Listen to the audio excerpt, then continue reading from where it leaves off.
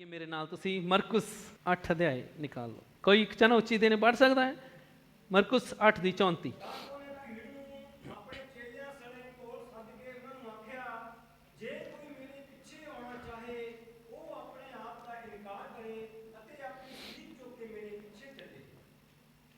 Hallelujah, hallelujah.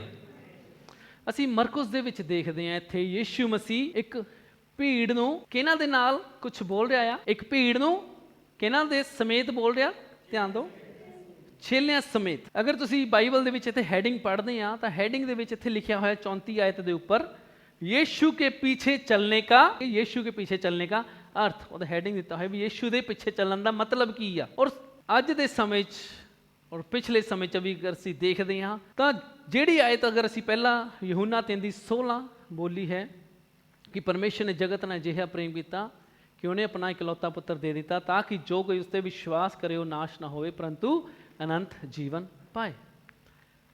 ਉਹ ਕੀ ਹੈ? ਇੱਕ ਮਸੀਹੀ ਹੋਣ ਦਾ ਪਹਿਲਾ ਕਦਮ ਹੈ, ਜੋ ਕਿ ਹੈ ਮਸੀਹ ਦੇ ਉੱਤੇ ਵਿਸ਼ਵਾਸ ਕਰਨਾ, ਆਪਣੇ ਪਾਪਾਂ ਦਾ ਅੰਗੀਕਾਰ ਕਰਨਾ ਔਰ ਉਹਨੂੰ ਪ੍ਰਭੂ ਮੰਨ ਕੇ ਉਹਦੇ ਪਿੱਛੇ ਚੱਲਣ ਦਾ ਫੈਸਲਾ ਕਰਨਾ।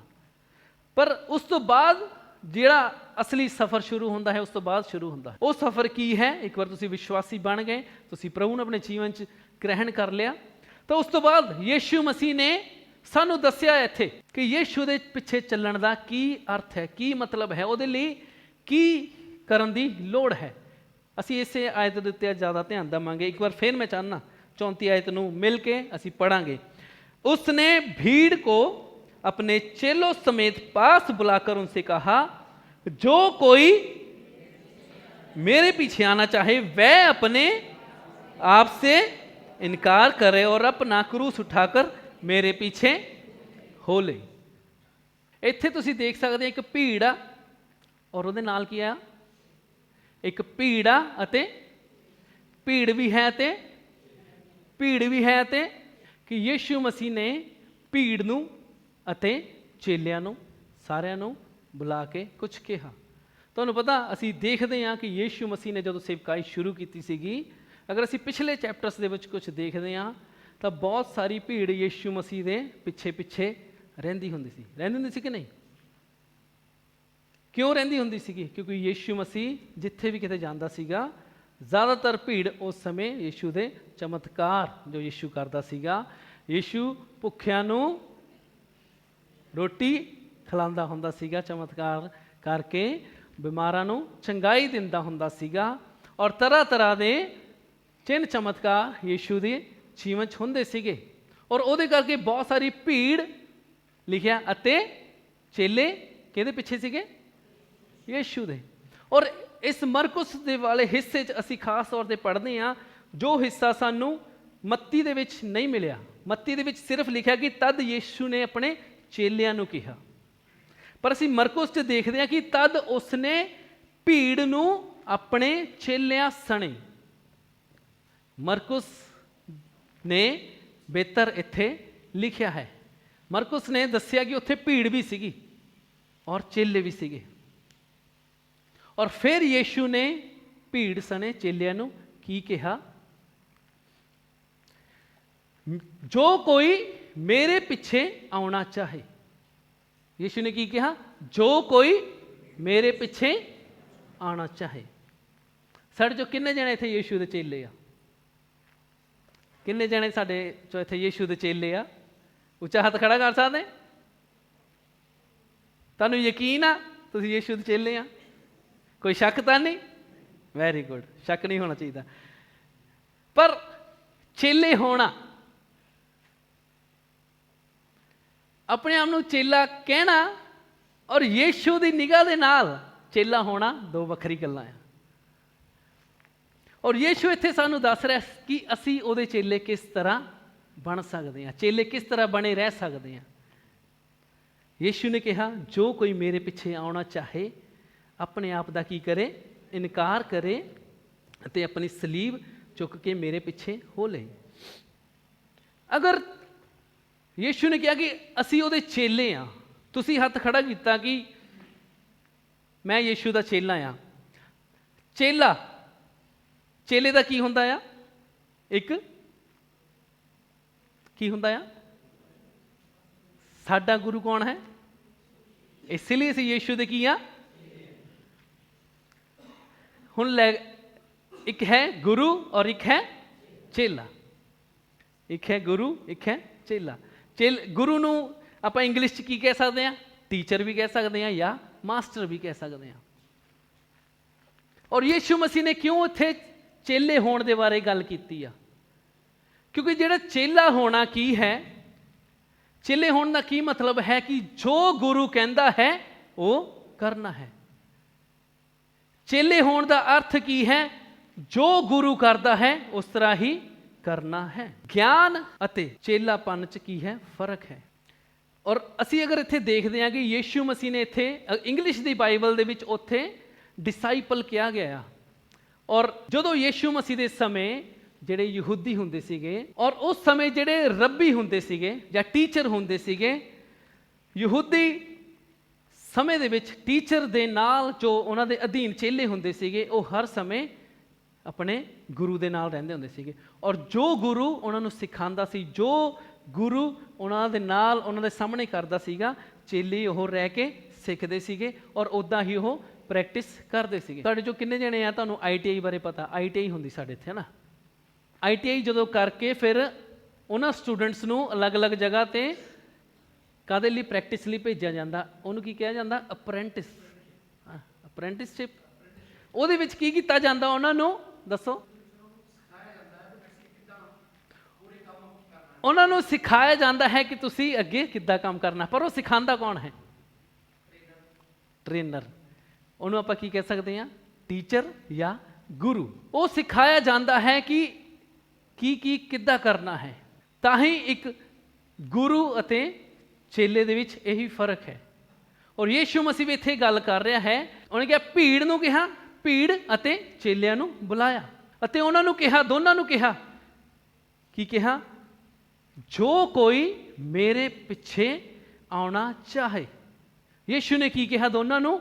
ਜੋ ਕੋਈ ਮੇਰੇ ਪਿੱਛੇ ਆਉਣਾ ਚਾਹੇ। ਸਾਰੇ ਬੋਲੋ, ਕੀ ਕਿਹਾ? ਯੀਸ਼ੂ ਨੇ ਕੀ ਕਿਹਾ? ਇੱਕ ਵਾਰ ਹੋਰ ਉੱਚੀ ਬੋਲੋ, ਕੀ ਕਿਹਾ? ਯੀਸ਼ੂ ਨੇ ਇੱਥੇ ਕਿਸੇ ਨੂੰ ਆਗਿਆ ਨਹੀਂ ਦਿੱਤੀ। ਯੀਸ਼ੂ ਨੇ ਇੱਥੇ ਕਿਸੇ ਨੂੰ ਜ਼ਬਰਦਸਤੀ ਨਹੀਂ ਕਿਹਾ ਕਿ ਨਹੀਂ ਤੈਨੂੰ ਮੇਰੇ ਪਿੱਛੇ ਆਉਣਾ ਹੀ ਆ। ਉਹਨੇ ਕਿਹਾ ਜੋ ਕੋਈ। ਅਸੀਂ ਯੀਸ਼ੂ ਨੂੰ ਗ੍ਰਹਿਣ ਕੀਤਾ ਆਪਣੀ ਆਜ਼ਾਦ ਮਰਜ਼ੀ ਨਾਲ। ਕਰ ਲਿਆ ਸਾਰਿਆਂ ਨੇ। ਤੁਹਾਨੂੰ ਕਿਸੇ ਨੇ ਫੋਰਸ ਨਹੀਂ ਕੀਤਾ, ਤੁਹਾਨੂੰ ਕਿਸੇ ਨੇ ਧੱਕਾ ਨਹੀਂ ਕੀਤਾ, ਤੁਹਾਨੂੰ ਕਿਸੇ ਨੇ ਲਾਲਚ ਨਹੀਂ ਦਿੱਤਾ। ਤੁਸੀਂ ਆਪਣੀ ਇੱਛਾ ਦੇ ਨਾਲ ਪਰਮੇਸ਼ਵਰ ਦੇ ਵਚਨ ਨੂੰ ਜਦੋਂ ਸੁਣਿਆ, ਤੁਹਾਡੀ ਆਤਮਾ 'ਚ, ਤੁਹਾਡੇ ਦਿਲ 'ਚ, ਤੁਸੀਂ ਉਹਨੂੰ ਗ੍ਰਹਿਣ ਕੀਤਾ। ਉਹ ਪਹਿਲਾ ਕਦਮ ਸੀਗਾ। ਲੇਕਿਨ ਉਸ ਤੋਂ ਬਾਅਦ ਵੀ ਯੀਸ਼ੂ ਨੂੰ ਅਸੀਂ ਦੇਖਦੇ ਹਾਂ ਤਾਂ ਯੀਸ਼ੂ ਕਦੀ ਵੀ ਲੋਕਾਂ ਨੂੰ ਫੋਰਸ ਨਹੀਂ ਕਰਦਾ। ਯੀਸ਼ੂ ਕਦੀ ਵੀ ਆਪਣੇ ਚੇਲਿਆਂ ਨੂੰ, ਆਪਣੇ ਲੋਕਾਂ ਨੂੰ ਫੋਰਸ ਨਹੀਂ ਕਰਦਾ ਕਿ ਤੁਸੀਂ ਜ਼ਬਰਦਸਤੀ ਮੇਰੇ ਪਿੱਛੇ ਆਓ। ਉਹਨੇ ਤਾਂ ਹੀ ਕਿਹਾ, ਕਹਿੰਦਾ ਕਿ ਜੋ ਕੋਈ ਚਾਹੇ ਉਹ ਮੇਰੇ ਪਿੱਛੇ ਹੋ ਲੈ। ਧਿਆਨ ਨਾਲ ਇੱਕ ਵਾਰ ਫਿਰ ਤੁਸੀਂ ਅੰਡਰਲਾਈਨ ਕਰ ਲਓ ਇਸ ਆਇਤ ਨੂੰ, ਇਸ ਹਿੱਸੇ ਨੂੰ। ਕੋਲ ਸੱਦ ਕੇ ਉਹਨਾਂ ਨੂੰ ਆਖਿਆ ਕਿ ਜੋ ਕੋਈ ਮੇਰੇ ਪਿੱਛੇ ਆਉਣਾ ਚਾਹੇ।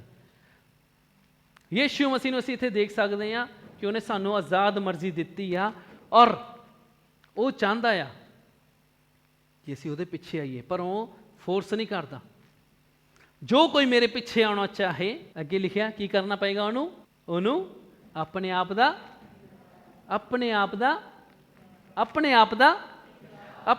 ਇਨਕਾਰ ਕਰਨ ਦਾ ਕੀ ਮਤਲਬ ਆ? ਸਾਡਾ ਗੁਰੂ ਸਾਨੂੰ ਕੁਝ ਕਹਿ ਰਿਹਾ ਆ। ਉਹ ਕਹਿੰਦਾ ਅਗਰ ਤੁਸੀਂ ਮੇਰੇ ਪਿੱਛੇ ਆਉਣਾ ਚਾਹੁੰਦੇ ਆ, ਇਹ ਪਹਿਲਾ ਕਦਮ ਆ। ਅਸੀਂ ਫੈਸਲਾ ਲੈਣਾ, ਅਸੀਂ ਚੁਣਾਵ ਲੈਣਾ ਕਿ ਓਕੇ ਗੁਰੂ ਤੂੰ ਮੈਨੂੰ ਕਹਿੰਦਾ ਕਿ ਮੈਂ ਤੇਰੇ ਪਿੱਛੇ ਆਵਾਂ, ਮੈਂ ਤੇਰੇ ਪਿੱਛੇ ਆਊਂਗਾ। ਉਹ ਪਹਿਲਾ ਕਦਮ ਆ। ਉਸ ਤੋਂ ਅਗਲਾ ਕਦਮ ਉਹਨੇ ਕੀ ਕਿਹਾ? ਕੀ ਕਰਨ ਲਈ? ਆਪਣੇ ਆਪ ਦਾ ਇਨਕਾਰ ਕਰਨ ਦਾ ਕੀ ਅਰਥ ਹੋਇਆ? ਵੀ ਜੋ ਅਸੀਂ ਚਾਹੁੰਦੇ ਆ ਜਾਂ ਜੋ ਮੇਰੀ ਇੱਛਾ ਆ ਉਹ ਨਹੀਂ, ਬਲਕਿ ਤੇਰੀ ਇੱਛਾ ਗੁਰੂ, ਤੇਰੀ ਇੱਛਾ ਮੇਰੇ ਸੁਆਮੀ, ਤੇਰੀ ਇੱਛਾ ਮੇਰੇ ਟੀਚਰ ਪੂਰੀ ਹੋਵੇ। ਇੱਥੇ ਯੀਸ਼ੂ ਦੇ ਪਿੱਛੇ ਚੱਲਣ ਦਾ ਅਸੀਂ ਅਰਥ ਦੇਖ ਰਹੇ ਹਾਂ।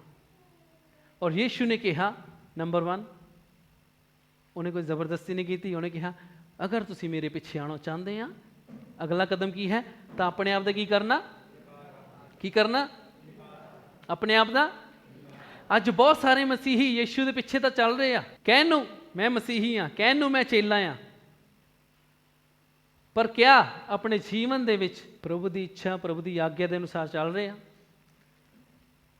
ਜਾਂ ਜੋ ਮੈਂ ਚਾਹੁੰਦਾ, ਮੇਰੀ ਮਰਜ਼ੀ, ਜੋ ਮੇਰੀ ਇੱਛਾ, ਜੋ ਮੇਰੀ ਸੋਚ, ਜੋ ਮੈਂ ਚਾਹੁੰਦਾ ਮੈਂ ਉਹਦੇ ਅਨੁਸਾਰ ਹੀ ਚੱਲਣਾ। Hallelujah, hallelujah. ਅੱਜ ਬਹੁਤ ਸਾਰੀ ਭੀੜ ਪ੍ਰਭੂ ਦੇ ਪਿੱਛੇ ਆ, ਪਰ ਅਸੀਂ ਕਿੰਨੇ ਜਣਿਆਂ ਨੂੰ ਦੇਖਦੇ ਹਾਂ ਉਹ ਆਪਣੇ ਜੀਵਨ ਦੇ ਵਿੱਚ ਆਪਣੀ ਨਹੀਂ ਪਰ ਪ੍ਰਭੂ ਦੀ ਇੱਛਾ ਨੂੰ ਪੂਰੀ ਕਰ ਰਹੇ ਆ? ਇਹਦਾ ਜਵਾਬ ਮੈਂ ਤੁਹਾਡੇ ਤੋਂ ਮੈਂ ਮੰਗ ਨਹੀਂ ਰਿਹਾ, ਪਰ ਇਹਦਾ ਜਵਾਬ ਤੁਹਾਡੇ ਕੋਲ ਹੈ। ਰੋਜ਼ਾਨਾ ਦੀ ਜੀਵਨ ਦੇ ਵਿੱਚ ਜਿੱਥੇ ਤੁਸੀਂ ਹੁੰਦੇ ਹੋ, ਅਗਰ ਘਰ ਦੇ ਵਿੱਚ ਹੋ, ਆਪਣੇ ਪਰਿਵਾਰ ਦੇ ਵਿੱਚ, ਜੋ ਫੈਸਲੇ ਤੁਸੀਂ ਲੈਣੇ ਆ, ਜੋ ਤੁਸੀਂ ਬੋਲਣਾ ਆ, ਜੋ ਕੰਮ ਤੁਸੀਂ ਕਰਨਾ ਆ, ਜਾਂ ਤੁਸੀਂ ਨੌਕਰੀ 'ਤੇ ਗਏ, ਆਫਿਸ 'ਤੇ ਗਏ, ਬਿਜ਼ਨਸ 'ਤੇ ਗਏ, ਤੁਸੀਂ ਕਿਸੇ ਵੀ ਤਰੀਕੇ ਦਾ ਕੰਮ ਕਰ ਰਹੇ ਹੋ, ਤਾਂ ਉਸ ਜਗ੍ਹਾ ਰਹਿ ਕੇ ਕਿਆ ਅਸੀਂ ਆਪਣੇ ਆਪ ਦਾ ਇਨਕਾਰ ਕਰ ਰਹੇ ਹਾਂ? ਕਹਿੰਦਾ ਮਤਲਬ ਕਿ ਕਿਆ ਅਸੀਂ ਆਪਣੀ ਇੱਛਾ ਨੂੰ ਪਿੱਛੇ ਰੱਖ ਕੇ ਪ੍ਰਭੂ ਦੀ ਇੱਛਾ ਨੂੰ ਪੂਰਾ ਕਰ ਰਹੇ ਹਾਂ? ਉੱਥੇ ਜੋ ਅਸੀਂ ਬੋਲ ਰਹੇ ਹਾਂ ਉਹਦੇ ਵਿੱਚ ਕਿਆ ਅਸੀਂ ਪ੍ਰਭੂ ਦੀ ਇੱਛਾ ਦੇ ਅਨੁਸਾਰ ਬੋਲ ਰਹੇ ਹਾਂ? ਜੋ ਅਸੀਂ ਦੂਸਰਿਆਂ ਦੇ ਬਾਰੇ ਦੇਖ ਰਹੇ ਹਾਂ, ਦੂਸਰਿਆਂ ਦੇ ਬਾਰੇ ਸੁਣ ਰਹੇ ਹਾਂ, ਦੂਸਰਿਆਂ ਦੇ ਬਾਰੇ ਗੱਲ ਕਰ ਰਹੇ ਹਾਂ, ਉਹਦੇ ਵਿੱਚ ਆਪਣੀ ਸਮਝ, ਆਪਣੀ ਸੋਚ ਦੇ ਨਾਲ ਚੱਲ ਰਹੇ ਹਾਂ ਕਿ ਪ੍ਰਭੂ ਦੀ ਇੱਛਾ ਦੇ ਅਨੁਸਾਰ ਕਰ ਰਹੇ ਹਾਂ? ਸਵਾਲ ਹੈ ਸਾਡੇ ਕੋਲ। ਮੈਂ ਤਾਂ ਹੀ ਸਟਾਰਟਿੰਗ 'ਚ ਕਿਹਾ ਕਿ ਯੀਸ਼ੂ ਦੇ ਪਿੱਛੇ ਚੱਲਣ ਦਾ ਅਰਥ ਕੀ ਆ? ਕੀ ਅਸੀਂ ਯੀਸ਼ੂ ਦੇ ਚੇਲੇ ਹਾਂ? ਔਰ ਚੇਲਾ ਹਮੇਸ਼ਾ ਕੀ ਕਰਦਾ ਹੈ? ਜੋ ਉਹ ਆਪਣੇ ਮਾਸਟਰ ਨੂੰ, ਆਪਣੇ ਸਵਾਮੀ ਨੂੰ, ਆਪਣੇ ਗੁਰੂ ਨੂੰ ਕਰਦਾ ਹੋਇਆ ਦੇਖਦਾ ਹੈ। ਇਸ ਲਈ ਉੱਥੇ ਅਸੀਂ ਦੇਖਦੇ ਹਾਂ ਮਰਕੁਸ ਦੇ ਵਿੱਚ ਕਿ ਯੀਸ਼ੂ ਨੇ ਕਿਹਾ ਕਿ ਭੀੜ ਨੂੰ ਸੱਦਿਆ ਅਤੇ ਚੇਲਿਆਂ ਦੇ ਸਮੇਤ ਉਹਨਾਂ ਨੂੰ ਬੁਲਾ ਕੇ ਕਿਹਾ ਕਿ ਅਗਰ ਤੁਹਾਡੇ ਵਿੱਚੋਂ ਕੋਈ ਵੀ ਮੇਰੇ ਪਿੱਛੇ ਆਉਣਾ ਚਾਹੁੰਦਾ ਹੈ ਤਾਂ ਤੁਹਾਨੂੰ ਕੀ ਕਰਨਾ ਪਏਗਾ? ਨੰਬਰ 1, ਆਪਣੇ ਆਪ ਦਾ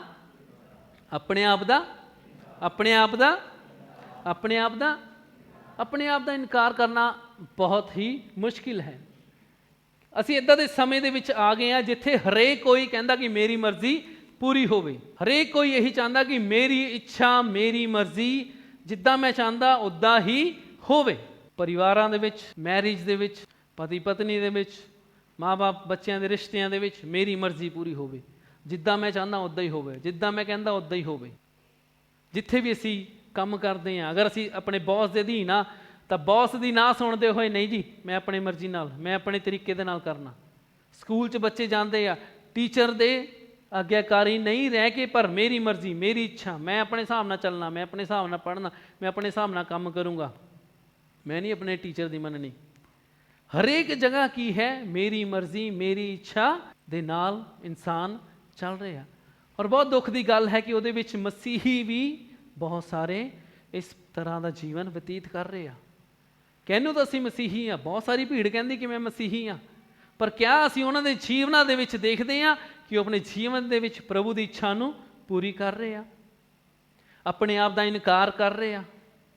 ਨਹੀਂ ਜੀ ਮੈਂ ਨਹੀਂ ਝੁਕ ਸਕਦਾ ਇੱਥੇ, ਉਹਨੇ ਮੈਨੂੰ ਕਿੱਦਾਂ ਬੋਲ ਦਿੱਤਾ, ਉਹਨੇ ਮੇਰੇ 'ਤੇ ਆਹ ਇਲਜ਼ਾਮ ਲਗਾਇਆ, ਮੈਂ ਨਹੀਂ ਚੁੱਪ ਰਹਿ ਸਕਦਾ, ਉਹਨੇ ਮੇਰਾ ਆਹ ਨੁਕਸਾਨ ਕਰ ਦਿੱਤਾ, ਉਹਨੇ ਮੇਰੇ ਨਾਲ ਇੰਨਾ ਬੁਰਾ ਕੀਤਾ। ਹਾਲੇਲੂਇਆ, ਸਮਝ ਰਹੇ ਕੁਛ ਤੁਸੀਂ? ਅਸੀਂ ਯੀਸ਼ੂ ਦੇ ਪਿੱਛੇ ਚੱਲਣ ਦਾ ਅਰਥ ਦੇਖ ਰਹੇ ਹਾਂ। ਯੀਸ਼ੂ ਦੇ ਪਿੱਛੇ ਚੱਲਣ ਦਾ ਅਰਥ। ਔਰ ਯੀਸ਼ੂ ਨੇ ਕਦੀ ਵੀ ਤੁਹਾਨੂੰ ਜ਼ਬਰਦਸਤੀ ਨਹੀਂ ਕੀਤੀ, ਪਰ ਇਹ ਤੁਸੀਂ ਚੁਣਾਵ ਕਰਨਾ ਆ ਕਿ ਪ੍ਰਭੂ ਮੈਂ ਤੇਰੇ ਪਿੱਛੇ ਚੱਲਣਾ ਆ। ਅਗਰ ਅਸੀਂ ਚੁਣਾਵ ਕਰਦੇ ਹਾਂ ਕਿ ਪ੍ਰਭੂ ਮੈਂ ਤੇਰੇ ਪਿੱਛੇ ਚੱਲਣਾ ਆ, ਤਾਂ ਸਾਨੂੰ ਆਪਣੇ ਆਪ ਦਾ ਇਨਕਾਰ ਕਰਨਾ ਹੀ ਪਏਗਾ। ਸਾਨੂੰ ਆਪਣੀ ਇੱਛਾਵਾਂ, ਜੋ ਅਸੀਂ ਚਾਹੁੰਦੇ ਹਾਂ, ਉਹਨੂੰ ਸਾਈਡ 'ਤੇ ਰੱਖ ਕੇ ਪ੍ਰਭੂ ਤੇਰੀ ਇੱਛਾ ਮੇਰੇ ਜੀਵਨ 'ਚ ਕੀ ਹੈ, ਤੇਰਾ ਵਚਨ ਕੀ ਚਾਹੁੰਦਾ ਹੈ, ਤੇਰਾ ਵਚਨ ਕੀ ਕਹਿੰਦਾ ਹੈ, ਮੈਂ ਕਿਸ ਤਰ੍ਹਾਂ ਬੋਲਣਾ ਹੈ, ਮੈਂ ਕਿਸ ਤਰ੍ਹਾਂ ਕੰਮ ਕਰਨਾ ਹੈ, ਮੈਂ ਉਹ ਕਰਾਂ। ਹਾਲੇਲੂਇਆ। ਕਿਆ ਸਾਡੇ ਗੁਰੂ ਨੇ ਆਪਣੇ ਜੀਵਨ ਦੇ ਵਿੱਚ ਆਪਣੀ ਇੱਛਾ ਪੂਰੀ ਕੀਤੀ? ਤੁਹਾਨੂੰ ਸਵਾਲ ਆ, क्या साडे गुरु ने, साडा गुरु एक ही गुरु है, ਉਹਦਾ ਕੀ ਨਾਮ ਹੈ? क्या यीशु मसीह ने, साडे गुरु ने अपने जीवन च अपनी इच्छा पूरी की? ਉਹਨੇ ਕਿਹਦੀ ਇੱਛਾ ਪੂਰੀ ਕੀਤੀ? ਜਦੋਂ ਸੂਲੀ ਦੇ ਉੱਤੇ ਟੰਗਿਆ ਸੀਗਾ ਤੁਹਾਡੇ ਔਰ ਮੇਰੇ ਖਾਤਰ, ਔਰ ਉਸ ਮੌਤ ਦੇ ਨੇੜੇ ਸੀਗਾ, ਉਸ ਸਮੇਂ ਵਿੱਚ ਵੀ ਉਹਨੇ ਕੀ ਕਿਹਾ ਕਿ हे ਪਿਤਾ ਅਗਰ ਹੋ ਸਕੇ ਤਾਂ ਇਹ ਪਿਆਲਾ ਮੇਰੇ ਤੋਂ ਦੂਰ ਕਰ ਲੈ, ਪਰ ਫਿਰ ਵੀ ਕਹਿੰਦਾ ਮੇਰੀ ਨਹੀਂ ਪਰ ਤੇਰੀ ਇੱਛਾ ਪੂਰੀ ਹੋਵੇ। ਉਹ ਮੌਤ ਜਿਹੜੀ ਇੰਨੀ ਦਰਦਨਾਕ ਸੀਗੀ, ਯੀਸ਼ੂ ਦੇ ਕੋਲੋਂ ਉਹ ਸਹਿਣੀ ਬਹੁਤ ਦਰਦਨਾਕ ਸੀ, ਪਰ ਫਿਰ ਵੀ ਉਸ ਮੌਕੇ 'ਤੇ ਜਾ ਕੇ ਉਹਨੇ ਕਿਹਾ ਕਿ हे ਪਿਤਾ ਮੇਰੀ ਨਹੀਂ ਪਰ ਤੇਰੀ ਇੱਛਾ ਪੂਰੀ ਹੋਵੇ। ਔਰ ਸਾਡਾ ਗੁਰੂ ਇੱਦਾਂ ਦਾ ਆ, ਜੋ ਸਾਨੂੰ ਕਰਨ ਲਈ ਕਹਿੰਦਾ ਉਹਨੇ ਪਹਿਲਾਂ ਆਪ ਕੀਤਾ। ਹਾਲੇਲੂਇਆ। ਔਰ ਉਹ ਗੁਰੂ ਇਹ ਵੀ ਕਹਿੰਦਾ ਆ ਕਿ ਜੋ ਮੈਂ ਕੀਤਾ ਤੁਸੀਂ ਵੀ ਉੱਦਾਂ ਕਰ ਸਕਦੇ। Hallelujah, hallelujah. ਔਰ ਸਾਡਾ ਗੁਰੂ ਇੱਦਾਂ ਦਾ ਕਿ ਜੋ ਉਹਨੇ ਕੀਤਾ ਉਹ ਕਹਿੰਦਾ ਕਿ ਤੁਸੀਂ ਵੀ ਕਰ ਸਕਦੇ ਆ। ਤੁਹਾਨੂੰ ਯਾਦ ਹੈ ਪਹਿਲਾ ਪਤਰਸ 2:21 ਦੇ ਵਿੱਚ, ਪਹਿਲਾ ਪਤਰਸ 2:21 ਮੈਂ ਚਾਹੁੰਦਾ ਤੁਸੀਂ ਪੜ੍ਹ ਲਓ ਇੱਕ ਵਾਰ ਫਿਰ। ਮਸੀਹ ਵੀ ਤੁਹਾਡੇ ਨਿਮਿਤ ਕੀ ਝੱਲ ਕੇ ਦੁੱਖ ਝੱਲ ਕੇ ਕੀ ਬਣ ਗਿਆ? ਨਮੂਨਾ ਬਣ ਗਿਆ। ਨਮੂਨੇ ਦਾ ਮਤਲਬ ਕੀ ਹੈ? ਕਿ ਐਗਜ਼ਾਮਪਲ ਬਣ ਗਿਆ। ਹਿੰਦੀ 'ਚ ਲਿਖਿਆ ਹੈ ਇੱਕ ਆਦਰਸ਼ ਬਣ ਗਿਆ, ਆਦਰਸ਼ ਬਣ ਗਿਆ, ਇੱਕ ਐਗਜ਼ਾਮਪਲ ਬਣ ਗਿਆ। ਕਿਸ ਤਰ੍ਹਾਂ ਉਹ ਐਗਜ਼ਾਮਪਲ ਬਣਿਆ? ਦੁੱਖ ਝੱਲ ਕੇ। ਕਿਆ ਯੀਸ਼ੂ ਨੇ ਧਰਤੀ ਤੇ ਰਹਿੰਦੇ ਹੋਏ ਦੁੱਖ ਝੱਲੇ? ਪਰ ਲਿਖਿਆ ਕਿ ਉਹਨੇ ਦੁੱਖ ਨੂੰ ਝੱਲ ਲਿਆ। ਔਰ ਦੁੱਖ ਨੂੰ ਜਦੋਂ ਝੱਲਦਾ ਸੀਗਾ ਤਾਂ ਉਹ ਕਹਿੰਦਾ ਸੀਗਾ ਬੁਰਾਈ ਨੂੰ ਕਾਹਦੇ ਨਾਲ ਜਿੱਤੋਂ? ਅੱਛਾਈ ਨਾਲ। ਜਦੋਂ ਉਹਨੂੰ ਪੁੱਛਿਆ ਜਾਂਦਾ ਸੀਗਾ ਤਾਂ ਕਹਿੰਦਾ ਵੀ ਤੁਹਾਡੇ ਕੋਈ ਇੱਕ ਗੱਲ ਤੇ ਮਾਰੇ ਤਾਂ ਤੁਸੀਂ ਦੂਸਰਾ ਵੀ ਕਰ ਦਿਓ। ਯੀਸ਼ੂ ਦੇ ਲਿਖਿਆ ਕਿ ਜਦੋਂ ਰੋਮੀਆਂ ਨੇ ਉਹਨਾਂ ਨੂੰ ਪਕੜ ਲਿਆ ਸੀਗਾ ਤਾਂ ਉਹਦੇ ਮੂੰਹ ਤੇ ਥੁੱਕਿਆ। ਕਿ ਯੀਸ਼ੂ ਨੇ ਬਦਲੇ ਦੇ ਵਿੱਚ ਉਹਨਾਂ ਨੂੰ ਗਾਲਾਂ ਕੱਢੀਆਂ, ਉਹਨਾਂ ਦੇ ਮੂੰਹ ਤੇ ਥੁੱਕਿਆ? ਨਹੀਂ, ਉਹਨੇ ਉਹ ਸ਼ਰਮਿੰਦਗੀ ਨੂੰ ਸਹਿ ਲਿਆ। ਜਦੋਂ ਯੀਸ਼ੂ ਦਾ ਮਜ਼ਾਕ ਕਰ ਰਹੇ ਸੀਗੇ ਤਾਂ ਉਹਨੇ ਉਸ ਮਜ਼ਾਕ ਨੂੰ ਕੀ ਕੀਤਾ? ਸਹਿ ਲਿਆ। ਔਰ ਇੱਥੇ ਅਸੀਂ ਪੜ੍ਹ ਸਕਦੇ ਹਾਂ ਪਤਰਸ ਦੇ ਵਿੱਚ ਲਿਖਿਆ ਹੈ ਕਿ ਉਹ ਸਾਡੇ ਲਈ ਦੁੱਖ ਨੂੰ ਸਹਿ ਕੇ ਕੀ ਬਣ ਗਿਆ? ਇੱਕ ਆਦਰਸ਼। ਇੱਕ ਕੀ ਬਣ ਗਿਆ? ਐਗਜ਼ਾਮਪਲ, ਉਦਾਹਰਣ ਬਣ ਗਿਆ। ਅੱਗੇ ਕੀ ਲਿਖਿਆ? ਤਾਂ ਕਿ ਤੁਸੀਂ ਵੀ ਉਹਦੇ ਪਦ ਚਿੰਨ੍ਹ ਪਰ, ਬਹੁਤ ਅੱਛਾ ਹੈ ਵਰਡ ਆ ਹਿੰਦੀ ਦੇ ਵਿੱਚ ਵੀ, ਉਹਦੇ ਪਦ ਚਿੰਨ੍ਹ ਪਰ, ਉਸਦੇ ਕਦਮਾਂ ਦੇ ਪਿੱਛੇ ਅਸੀਂ ਵੀ ਚੱਲੀਏ। ਕਿਹਨੂੰ ਚੱਲਣ ਨੂੰ ਕਿਹਾ ਗਿਆ? ਉਹਦੇ ਚੇਲਿਆਂ ਨੂੰ। ਅਗਰ ਅਸੀਂ ਉਹਦੇ ਚੇਲੇ ਆ ਤਾਂ ਮਸੀਹ ਦੇ ਪਿੱਛੇ ਅਗਰ ਸਾਨੂੰ ਚੱਲਣਾ ਹੈ ਤਾਂ ਸਾਨੂੰ ਦੁੱਖ ਸਹਿਣੇ ਹੀ ਪੈਣਗੇ। ਔਰ ਬਹੁਤ ਵਾਰ ਮਸੀਹੀ ਇਸ ਜਗ੍ਹਾ ਦੇ ਉੱਤੇ ਫੇਲ ਹੋ ਜਾਂਦੇ ਆ। ਜਦੋਂ ਉਹਨਾਂ ਦੀ ਜ਼ਿੰਦਗੀਆਂ 'ਚ ਦੁੱਖ, ਤਕਲੀਫ, ਤੂਫਾਨ, ਮੁਸ਼ਕਿਲ, ਪਰੇਸ਼ਾਨੀ ਆਉਂਦੀ ਆ, ਉਹ ਆਪਣੇ ਸਮਝ ਦੇ ਨਾਲ ਆਪਣੇ ਸਰੀਰ ਦੇ ਵਿੱਚ ਹੋ ਕੇ ਚੀਜ਼ਾਂ ਨੂੰ ਠੀਕ ਕਰਨ ਲੱਗ ਜਾਂਦੇ ਆ, ਜਾਂ ਇੱਥੇ ਤੱਕ ਪਹੁੰਚ ਜਾਂਦੇ ਕਿ ਲੋਕਾਂ ਦੇ ਨਾਲ ਬਦਲਾ ਲੈਣਾ ਸ਼ੁਰੂ ਕਰ ਦਿੰਦੇ ਆ। ਯੀਸ਼ੂ ਮਸੀਹ ਨੇ ਕਦੀ ਵੀ ਬਦਲਾ ਨਹੀਂ ਲਿੱਤਾ। ਜਿਨ੍ਹਾਂ ਨੇ ਵੀ ਉਹਨਾਂ ਨੂੰ ਸਤਾਇਆ ਯੀਸ਼ੂ ਨੂੰ, ਕਦੀ ਵੀ ਯੀਸ਼ੂ ਨੇ ਉਹਨਾਂ ਦੇ ਲਈ ਬੁਰਾ ਨਹੀਂ ਕੀਤਾ। ਅੱਜ ਮਸੀਹੀ ਤੂੰ ਇੱਟ ਮਾਰ ਮੈਂ ਪੱਥਰ ਨਾਲ ਜਵਾਬ ਦਊਂ ਹੈ। ਪਰ ਲਿਵਿੰਗ ਵਰਡ ਚਰਚ ਅਸੀਂ ਇੱਦਾਂ ਦੀ ਕਲੀਸਿਆ, ਇੱਦਾਂ ਦੇ ਮਸੀਹੀ ਨਹੀਂ ਬਣਨਾ, ਕਿਉਂਕਿ ਸਾਡੇ ਗੁਰੂ ਨੇ ਇੱਦਾਂ ਨਹੀਂ ਕੀਤਾ ਔਰ ਨਾ ਹੀ ਉਹਨੇ ਸਾਨੂੰ ਇਹ ਸਿਖਾਇਆ।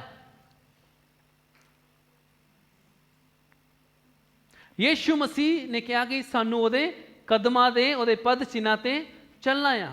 ਹਾਲੇਲੂਇਆ। ਜਿਹੜੇ ਜਾਗ ਰਹੇ ਉੱਚੀ ਦੇ ਨੇ ਬੋਲੋ ਹਾਲੇਲੂਇਆ। ਜਿਹੜੇ ਸੋ ਰਹੇ ਹੋਰ ਉੱਚੀ ਦੇ ਨੇ ਬੋਲੋ ਹਾਲੇਲੂਇਆ। ਵੈਰੀ ਗੁੱਡ, ਸਾਰੇ ਜਾਗ ਰਹੇ ਆ।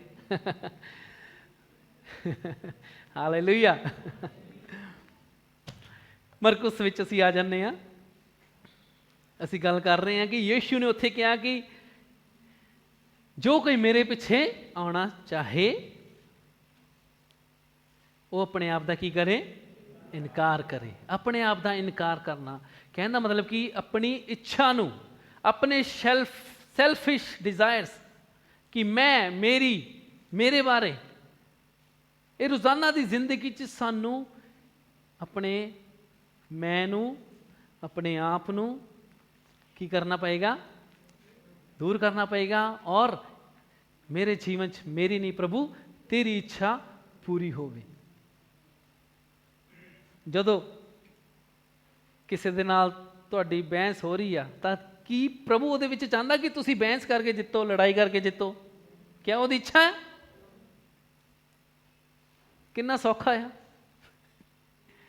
ਕਿੰਨਾ ਸੌਖਾ ਆ ਕਿ ਅਸੀਂ ਪ੍ਰਭੂ ਦੇ ਅਗਰ ਵਚਨ ਉਹਦੇ ਕਦਮਾਂ ਦੇ ਅਨੁਸਾਰ ਚੱਲਾਂਗੇ ਤਾਂ ਅਸੀਂ ਜਿੱਤ ਦੇ ਵਿੱਚ ਚੱਲ ਸਕਦੇ ਹਾਂ। ਪਰ ਇਹ ਕਹਿਣਾ ਆਸਾਨ ਹੈ, ਪ੍ਰਚਾਰ ਕਰਨਾ ਬਹੁਤ ਆਸਾਨ ਹੈ, ਪਰ ਇਹਨੂੰ ਜੀਣਾ ਬਹੁਤ ਔਖਾ ਆ, ਹੈ ਕਿ ਨਹੀਂ? ਪ੍ਰਚਾਰ ਕਰਨਾ, ਇਹਨੂੰ ਪੜ੍ਹਨਾ, ਇਹਨੂੰ ਸੁਣਨਾ ਆਸਾਨ ਹੈ, ਪਰ ਇਹਨੂੰ ਜੀਣਾ ਔਖਾ ਆ। ਪਰ ਯੀਸ਼ੂ ਮਸੀਹ ਨੇ ਕਰਕੇ ਦਿਖਾਇਆ ਤਾਂ ਅਸੀਂ ਵੀ ਕਰ ਸਕਦੇ ਹਾਂ। ਅਗਰ ਯੀਸ਼ੂ ਨੇ ਆਪਣੇ ਜੀਵਨ 'ਚ ਆਪਣੀ ਨਹੀਂ ਬਲਕਿ ਪਿਤਾ ਦੀ ਇੱਛਾ ਨੂੰ ਪੂਰੀ ਕੀਤਾ ਤਾਂ ਅਸੀਂ ਵੀ ਆਪਣੇ ਜੀਵਨ ਦੇ ਵਿੱਚ, ਰੋਜ਼ਾਨਾ ਦੀ ਜ਼ਿੰਦਗੀ ਦੇ ਵਿੱਚ ਆਪਣੇ ਆਪ ਦਾ ਇਨਕਾਰ ਕਰਕੇ ਮੈਂ ਜੋ ਚਾਹੁੰਦਾ ਮੇਰੀ ਪੂਰੀ ਹੋਵੇ, ਮੇਰੀ ਮੰਨੀ ਜਾਵੇ, ਹਰ ਜਗ੍ਹਾ ਦੇ ਵਿੱਚ, ਆਪਣੇ ਰਿਸ਼ਤਿਆਂ ਦੇ ਵਿੱਚ, ਪਰਿਵਾਰਾਂ ਦੇ ਵਿੱਚ, ਆਪਣੇ ਬਿਜ਼ਨਸ ਦੇ ਵਿੱਚ, ਆਪਣੇ ਕੰਮ ਦੇ ਵਿੱਚ, ਜਾਂ ਤੁਸੀਂ ਜਿਨ੍ਹਾਂ ਨਾਲ ਵੀ ਡੀਲ ਕਰਦੇ ਆ, ਮੇਰੀ ਮੰਨੀ ਜਾਵੇ, ਮੇਰੀ ਹੀ ਪੂਰੀ ਹੋਵੇ। ਅਸੀਂ ਪ੍ਰਭੂ ਦੀ ਉਦਾਹਰਨ ਨੂੰ ਲੈ ਕੇ ਪ੍ਰਭੂ ਦੀ ਇੱਛਾ ਨੂੰ ਪੂਰਾ ਕਰ ਸਕਦੇ ਹਾਂ। ਔਰ ਤੁਸੀਂ ਕਹੋਗੇ ਕਿ ਅਗਰ ਮੈਂ ਆਪਣੇ ਆਪ ਦਾ ਇਨਕਾਰ ਕਰਾਂ ਔਰ ਪ੍ਰਭੂ ਦੀ ਇੱਛਾ ਨੂੰ ਮੈਂ ਪੂਰੀ ਕਰਾਂ ਤਾਂ ਮੈਨੂੰ ਪ੍ਰਭੂ ਦੀ ਇੱਛਾ ਕਿੱਦਾਂ ਪਤਾ ਲੱਗੇਗੀ ਕਿ ਕੀ ਪ੍ਰਭੂ ਦੀ ਇੱਛਾ ਆ? ਮੈਂ ਆਪਣੇ ਆਪ ਦਾ ਤਾਂ ਇਨਕਾਰ ਕਰਨ ਨੂੰ ਤਿਆਰ ਹਾਂ, ਪਰ ਪ੍ਰਭੂ ਦੀ ਕੀ ਇੱਛਾ ਹੈ ਮੈਨੂੰ ਕਿੱਥੋਂ ਪਤਾ ਲੱਗੇਗੀ? ਦੱਸੋ। ਵੈਰੀ ਗੁੱਡ, ਤੁਸੀਂ ਹੁਸ਼ਿਆਰ ਆ। ਕਿੱਥੋਂ ਪਤਾ ਲੱਗੇਗੀ ਉਹਦੀ ਇੱਛਾ? ਕਿੱਥੋਂ ਪਤਾ ਲੱਗੇਗੀ? ਵਚਨ ਦੇ ਵਿੱਚੋਂ ਪਤਾ ਲੱਗੇਗੀ। ਹੁਣ ਹੱਥ ਨਾ ਖੜਾ ਕਰਿਓ, ਪਰ ਤੁਹਾਡੇ ਚੋਂ ਕਿੰਨੇ ਜਣੇ ਆ ਰੋਜ਼ ਵਚਨ ਪੜ੍ਹਦੇ? ਹੱਥ ਨਾ ਖੜਾ ਕਰਿਓ।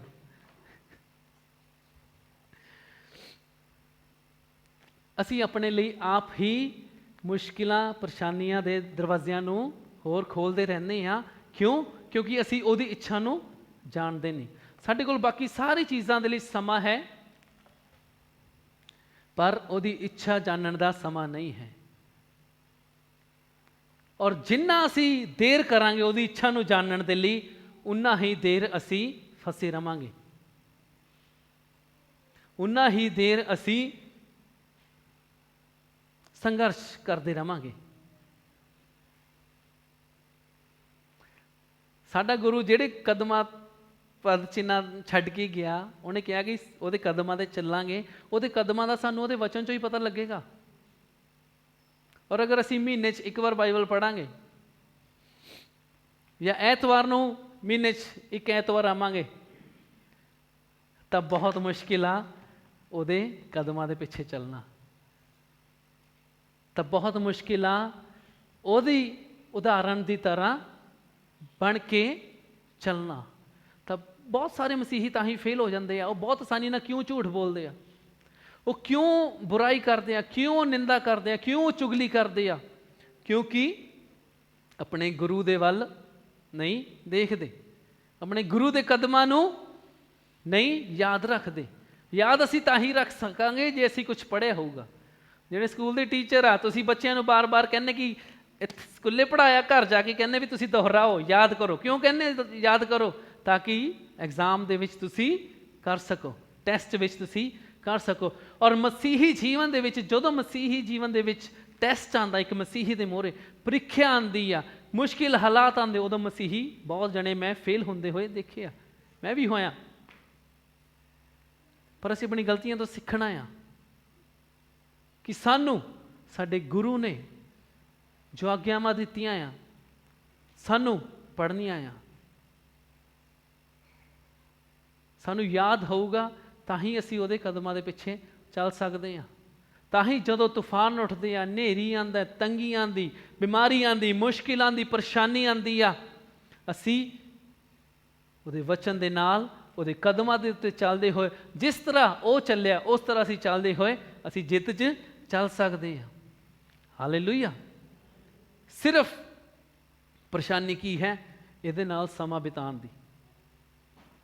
ਔਰ ਅੱਜ ਦੇ ਸਮੇਂ 'ਚ ਜਿਸ 'ਚ ਅਸੀਂ ਰਹਿ ਰਹੇ ਹਾਂ, ਬਹੁਤ ਹੀ ਉਹਦੇ ਵਿੱਚ ਇਹ ਸਟਰਗਲ ਬਣ ਗਈ ਹੈ, ਬਹੁਤ ਮੁਸ਼ਕਿਲ। ਬਹੁਤ ਜਣਿਆਂ ਦੇ ਲਈ ਤਾਂ ਬਾਈਬਲ ਨੂੰ ਘਰ ਵਿੱਚ ਚੱਕ ਕੇ ਪੜ੍ਹਨਾ ਬਹੁਤ ਹੀ ਮੁਸ਼ਕਿਲ ਹੋ ਗਿਆ ਆ।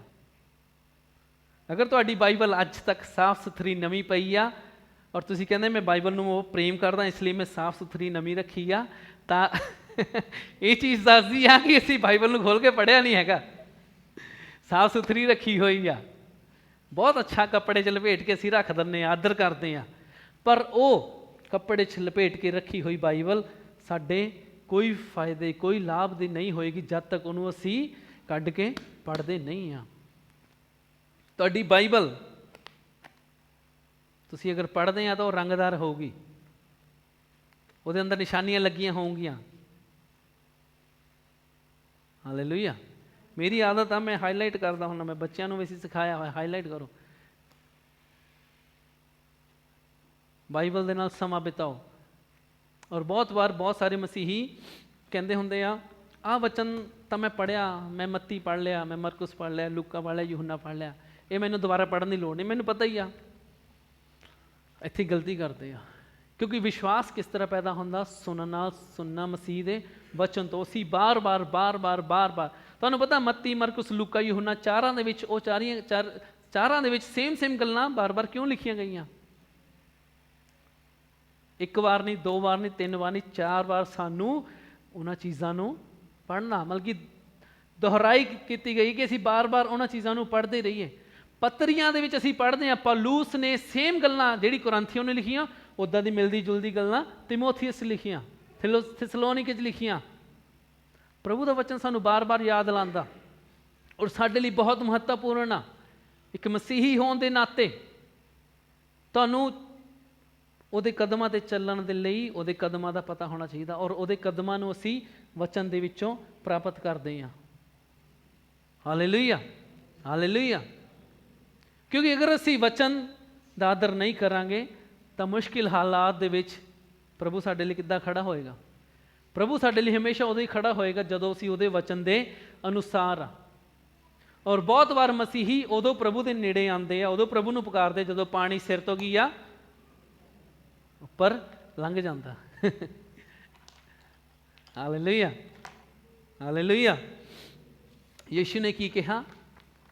ਚੇਲਿਆਂ ਨੂੰ ਭੀੜ ਦੇ ਸਨੇ ਸੱਦ ਕੇ ਕਿਹਾ, ਜੋ ਕੋਈ ਮੇਰੇ ਪਿੱਛੇ ਆਉਣਾ ਚਾਹੇ, ਨੰਬਰ 1 ਕੀ ਕਰੇ? ਆਪਣੇ ਆਪ ਦਾ ਇਨਕਾਰ ਕਰੇ। ਅੱਗੇ ਕੀ ਲਿਖਿਆ? ਫਿਰ ਅੱਗੇ ਕੀ ਕਰਨ ਨੂੰ ਕਿਹਾ ਯਿਸੂ ਨੇ?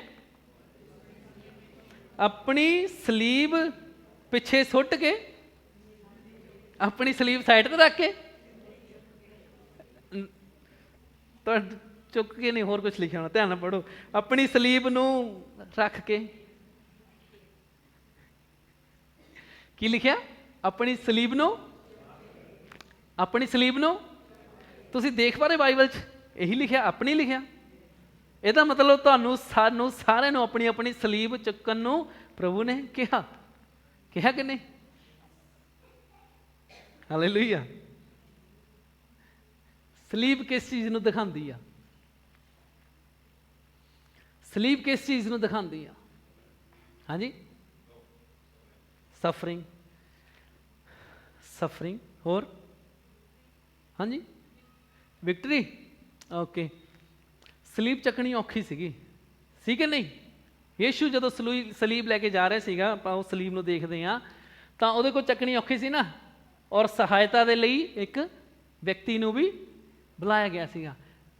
ਸਲੀਬ ਸਾਡੇ ਇੱਕ ਮੰਜ਼ਿਲ ਦੇ ਉੱਤੇ ਯਿਸੂ ਮਸੀਹ ਜਦੋਂ ਜਾ ਰਿਹਾ ਸੀਗਾ, ਕਹਿ ਲਓ ਕਿ ਇੱਕ ਜਗ੍ਹਾ ਤੋਂ ਪਹਾੜ ਤੱਕ ਸਲੀਬ ਲੈ ਕੇ ਜਾਣੀ ਸੀ, ਇੱਕ ਸਫ਼ਰ ਸੀਗਾ। ਉਹ ਸਫ਼ਰ ਨੂੰ ਸਲੀਬ ਚੱਕ ਕੇ ਹੀ ਪੂਰਾ ਕੀਤਾ ਯਿਸੂ ਨੇ। ਉਸੇ ਤਰੀਕੇ ਦੇ ਨਾਲ ਯਿਸੂ ਨੇ ਕਿਹਾ ਕਿ ਸਾਡੇ ਲਈ ਜੋ ਇੱਥੇ ਧਰਤੀ 'ਤੇ ਰਹਿੰਦੇ ਹੋ ਇੱਕ ਸਫ਼ਰ ਆ, ਅਸੀਂ ਇੱਥੇ ਮੁਸਾਫਿਰ ਆ ਨਾ, ਅਸੀਂ ਵੀ ਇੱਕ ਸਫ਼ਰ ਦੇ ਵਿੱਚ ਆ। ਸਾਡਾ ਅਸਲੀ ਘਰ ਕਿੱਥੇ ਹੈ? ਉਹ ਸਵਰਗ ਦੇ ਵਿੱਚ ਜਾਣ ਦੇ ਲਈ, ਸਵਰਗ ਤੱਕ ਪਹੁੰਚਣ ਦੇ ਲਈ ਅਸੀਂ ਇੱਕ ਸਫ਼ਰ ਦੇ ਵਿੱਚ ਆ, ਸਾਰੇ ਅਸੀਂ ਯਾਤਰੀ ਆ। ਔਰ ਇਸ ਸਫ਼ਰ ਦੇ ਵਿੱਚ ਸਾਨੂੰ ਪ੍ਰਭੂ ਕਹਿੰਦਾ ਤੁਸੀਂ ਆਪਣੀ ਸਲੀਬ ਚੱਕਣੀ ਆ। ਕੀ ਚੱਕਣੀ ਆ? ਆਪਣੀ ਕਹਿਣ ਦਾ ਮਤਲਬ ਕਿ ਸਲੀਬ ਚੱਕਦੇ ਹੋਏ ਰਾਹ ਦੇ ਵਿੱਚ ਜੋ ਵੀ ਦੁੱਖ ਆਉਂਦਾ ਆ ਉਹਨੂੰ ਸਹਿਣ ਦੇ ਲਈ ਕੀ ਹੋਣਾ ਆ? ਤਿਆਰ ਹੋਣਾ, ਵਿਲਿੰਗ, ਇੱਛਾ ਰੱਖਣੀ ਕਿ ਜਦੋਂ ਤੱਕ ਮੈਂ ਸਵਰਗ ਪ੍ਰਭੂ ਨਹੀਂ ਪਹੁੰਚ ਜਾਂਦਾ, ਇਸ ਸੰਸਾਰ ਦੇ ਵਿੱਚ ਰਹਿੰਦੇ ਹੋਏ ਅਗਰ ਮੈਨੂੰ ਪ੍ਰਭੂ ਤੇਰੇ ਕਰਕੇ, ਤੇਰੀ ਇੱਛਾ ਨੂੰ ਪੂਰਾ ਕਰਨ ਕਰਕੇ ਦੁੱਖ ਤਕਲੀਫ ਸਹਿਣਾ ਵੀ ਪੈਂਦਾ ਤਾਂ ਮੈਂ ਉਹ ਸਹੂੰਗਾ। ਕਿ ਪ੍ਰਭੂ ਨੇ ਸੂਲੀ ਨੂੰ ਚੱਕਦੇ ਹੋਏ ਸਾਡੇ ਲਈ ਦੁੱਖ ਸਿਆ ਨਾ। ਸਾਡਾ ਗੁਰੂ ਵੀ ਸਾਨੂੰ ਇਹੀ ਕਹਿ ਰਿਹਾ, ਤੁਸੀਂ ਆਪਣੀ ਸਲੀਬ ਚੱਕ ਕੇ ਮੇਰੇ ਪਿੱਛੇ ਹੋ ਲਓ। ਸਲੀਬ ਸਾਡੇ ਜੀਵਨ ਦੇ ਵਿੱਚ ਅਗਰ ਅਸੀਂ ਮਸੀਹੀ ਹਾਂ ਤਾਂ ਪ੍ਰਭੂ ਯੀਸ਼ੂ ਨੇ ਕਿਹਾ ਸੀਗਾ ਕਿ ਮੇਰੇ ਪਿੱਛੇ ਚੱਲਣਾ ਆਸਾਨ ਨਹੀਂ ਆ। ਲੋਕਾਂ ਨੇ ਮੈਨੂੰ ਸਤਾਇਆ, ਮੇਰੇ ਨਾਮ ਦੇ ਕਰਕੇ ਲੋਕ ਤੁਹਾਨੂੰ ਵੀ ਸਤਾਣਗੇ। ਔਰ ਇਸ ਸੰਸਾਰ ਦੇ ਵਿੱਚ ਰਹਿੰਦੇ ਹੋਏ ਦੁੱਖਾਂ ਦਾ ਆਉਣਾ ਨਿਸ਼ਚੈ, ਦੁੱਖ ਤਕਲੀਫ ਆਉਣਗੇ। ਭਜਨ ਸੰਹਿਤਾ 'ਚ ਲਿਖਿਆ ਇੱਕ ਜਗ੍ਹਾ ਕਿ ਧਰਮੀ ਜਨ ਤੇ ਬਹੁਤ ਸਾਰੇ ਦੁੱਖ ਵਿਪੱਤੀਆਂ ਆਉਂਦੀ ਆ, ਪਰ ਯਹੋਵਾ ਉਹਨੂੰ ਕੀ ਕਰ ਲੈਂਦਾ, ਉਸ ਦੁੱਖ ਚੋਂ ਕੱਢ ਲੈਂਦਾ। ਉਹ ਦੁੱਖ ਦੇ ਵਿੱਚ ਯਹੋਵਾ ਕੱਢਦਾ ਆ। ਦੁੱਖ ਤਾਂ ਆਉਣਗੇ, ਧਰਮੀ ਜਨ ਤੇ ਦੁੱਖ ਆ ਸਕਦੇ ਆ, ਪਰ ਯਹੋਵਾ ਉਸ ਨੂੰ ਦੁੱਖਾਂ ਦੇ ਵਿੱਚੋਂ ਕੱਢ ਲੈਂਦਾ ਆ। ਪਰ ਅੱਜ ਇੱਕ ਮਸੀਹੀ ਦੇ ਜੀਵਨ ਦੇ ਵਿੱਚ ਜਦੋਂ ਦੁੱਖ ਆਉਂਦੇ ਆ ਤਾਂ ਸਲੀਬ ਨੂੰ ਪਰੇ ਸਿੱਟ ਕੇ, ਪ੍ਰਭੂ ਤੈਨੂੰ ਮੇਰੀ ਫਿਕਰ ਨਹੀਂ ਸੀ, ਪ੍ਰਭੂ ਤੂੰ ਕਿੱਥੇ ਗਿਆ, ਪ੍ਰਭੂ ਮੈਂ ਤੇਰੇ ਪਿੱਛੇ ਚੱਲਦਾ, ਦੇਖ ਮੇਰੇ ਨਾਲ ਆਹ ਹੋ ਗਿਆ।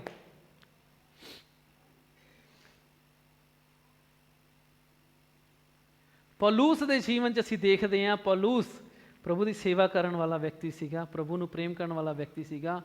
ਔਰ ਜਦੋਂ ਉਹ ਅਸੀਂ ਦੇਖਦੇ ਕਿ ਅਲੱਗ-ਅਲੱਗ ਜਗ੍ਹਾ 'ਤੇ ਜਾਂਦਾ ਹੁੰਦਾ ਸੀ ਸੇਵਕਾਈ ਦੇ ਲਈ, ਤਾਂ ਉਹਦੇ ਜੀਵਨ 'ਚ ਦੁੱਖ ਆਏ, ਤਕਲੀਫਾਂ ਆਈਆਂ। ਹਾਲੇਲੂਇਆ।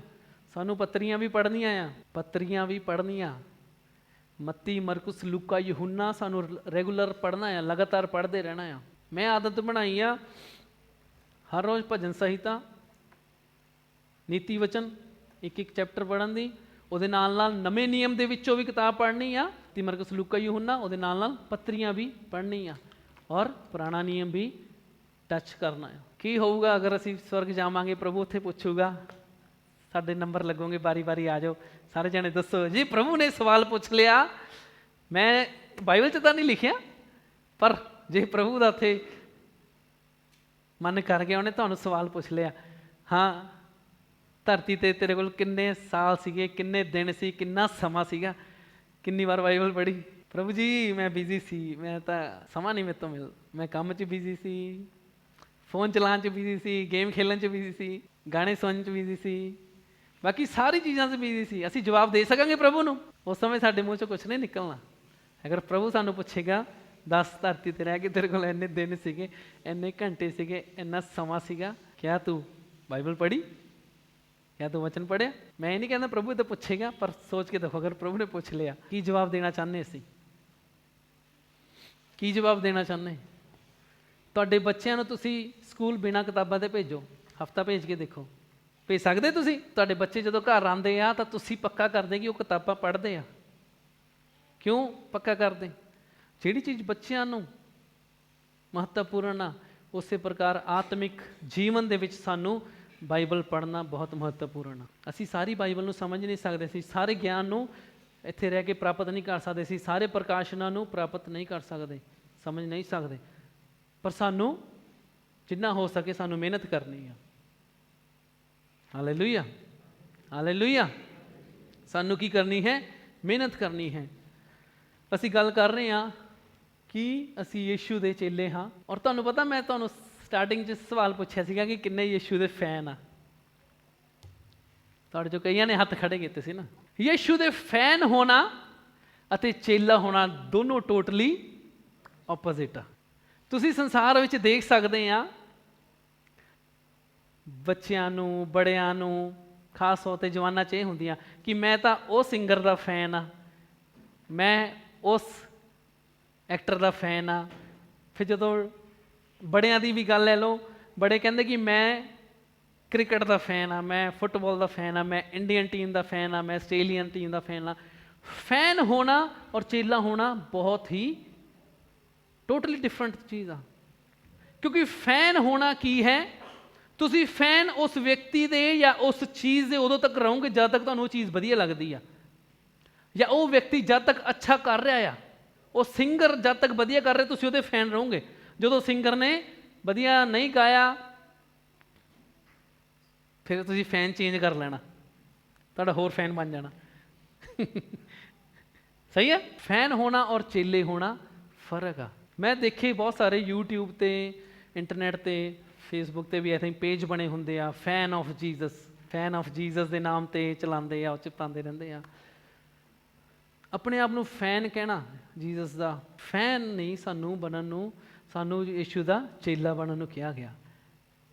ਕਿਉਂਕਿ ਫੈਨ ਮੌਕੇ 'ਤੇ ਸਾਹਮਣਾ ਕਦੇ ਵੀ ਪਲਟੀ ਮਾਰ ਸਕਦੇ ਆ, ਪਰ ਜਿਹੜਾ ਚੇਲਾ ਆ, ਚਾਹੇ ਉਹਦਾ ਗੁਰੂ ਚਾਹੇ ਉਹਨੂੰ ਸਖਤ ਚੀਜ਼ ਕਰਨ ਨੂੰ ਕਹੇ, ਚਾਹੇ ਔਖੀ ਚੀਜ਼ ਕਰਨ ਨੂੰ ਕਹੇ, ਚਾਹੇ ਅਸੰਭਵ ਚੀਜ਼ ਜਿਹੜੀ ਇੱਦਾਂ ਦੀ ਲੱਗਦੀ ਆ ਉਹਦੇ ਵਿੱਚ ਗੁਰੂ ਅਗਰ ਕੁਛ ਕਹਿੰਦਾ ਆ, ਤਾਂ ਚੇਲਾ, ਅਸਲੀ ਚੇਲਾ ਕਦੀ ਨਹੀਂ ਬਦਲੇਗਾ, ਅਸਲੀ ਚੇਲਾ ਕਦੀ ਨਹੀਂ ਬਦਲੇਗਾ।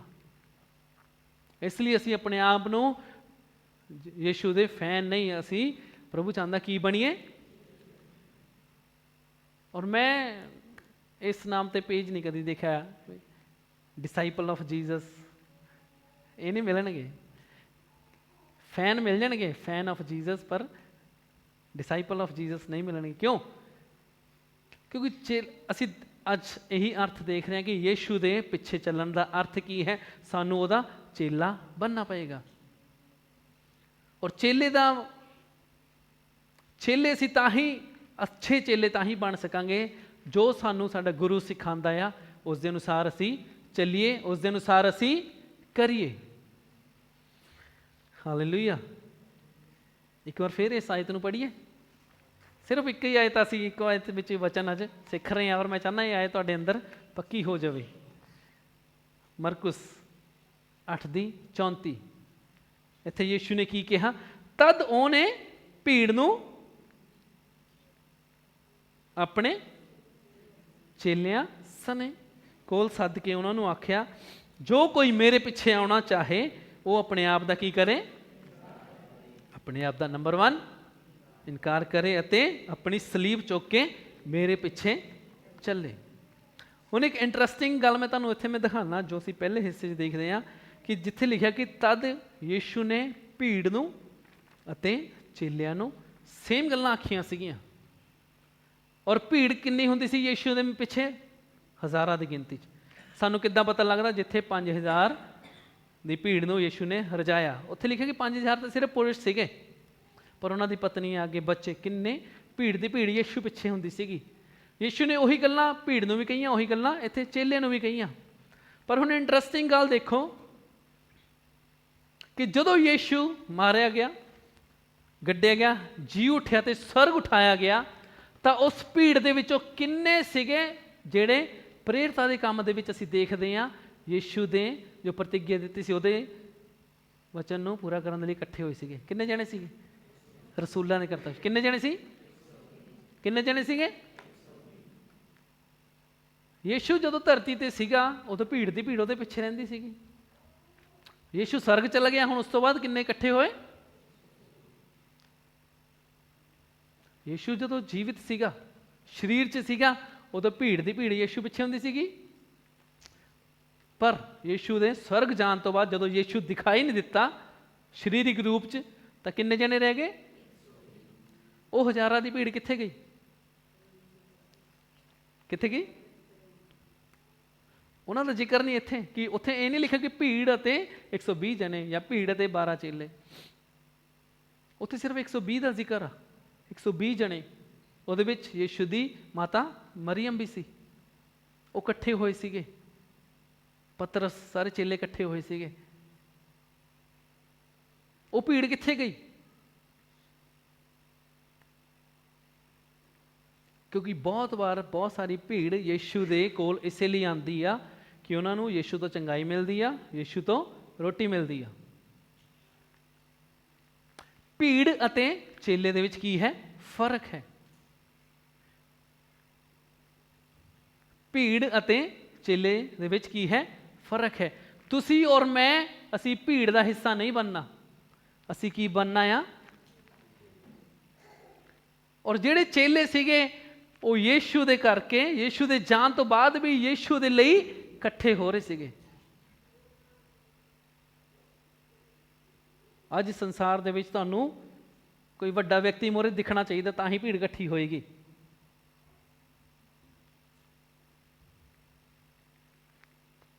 ਮੈਂ ਨਹੀਂ ਸੋਚਦਾ ਅਗਰ ਇੱਥੇ ਅਨਾਊਂਸ ਕੀਤਾ ਜਾਵੇ ਕਿ 5 ਜਨਵਰੀ ਨੂੰ ਨਵਾਂ ਸ਼ਹਿਰ ਵਿੱਚ ਯੀਸ਼ੂ ਮਸੀਹ ਦੀ ਆਰਾਧਨਾ ਹੋਏਗੀ, ਤਾਂ ਕਿੰਨੀ ਭੀੜ ਆਏਗੀ, ਉਹਦੇ ਵਿੱਚੋਂ ਕਿੰਨੇ ਲੋਕ ਆਉਣਗੇ। ਸਿਰਫ ਇੰਨਾ ਹੀ ਲੈ ਕੇ ਅਗਰ ਕਿਹਾ ਜਾਵੇ, ਵੈਰੀ ਗੁੱਡ, ਥੋੜ੍ਹੇ ਜਾਣੇ। ਅਗਰ ਉੱਥੇ ਲਿਖ ਦਈਏ ਕਿਸੇ ਫਲਾਣੇ ਫਲਾਣੇ ਵਿਅਕਤੀ ਦਾ ਨਾਮ ਲਿਖ ਦਈਏ ਕਿ ਉਹ ਵਿਅਕਤੀ ਅੱਜ ਇੱਥੇ ਆ ਕੇ ਮੀਟਿੰਗ ਕਰੇਗਾ, ਤਾਂ ਹਜ਼ਾਰਾਂ ਦੀ ਭੀੜ।